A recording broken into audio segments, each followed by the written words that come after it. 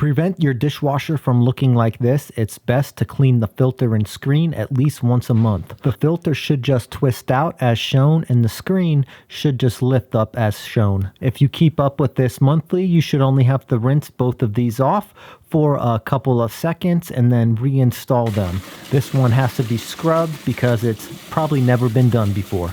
If your garbage disposal is not working, check underneath for a red button that can be reset and pushed in.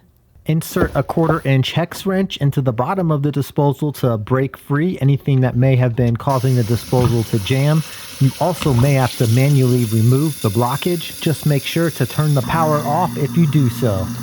If you have a slow draining bathroom sink, this is an easy fix. Remove the pop-up, reinstall the ball rod so there's no leaks.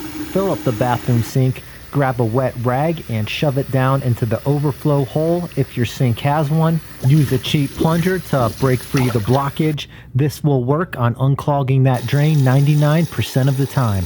To make cleaning the inside of an oven easier, if it has locking hinges like shown right here, just pull both of those back, lift the door up at a 45-degree angle and pull up to remove the oven door.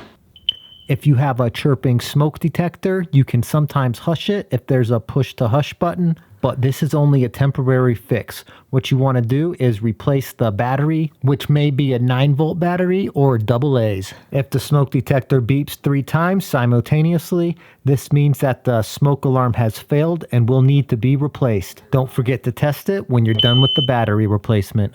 If you have a front load washer with a bellow that looks like this, it's probably not going to come clean. To prevent this from happening, after each load you do with the washing machine, check the inside bellow to make sure nothing's blocking those holes.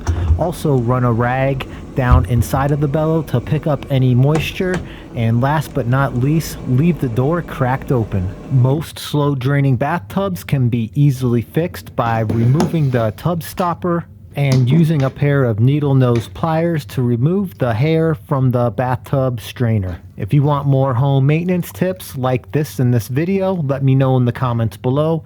Thank you so much for watching. See you on the next fix.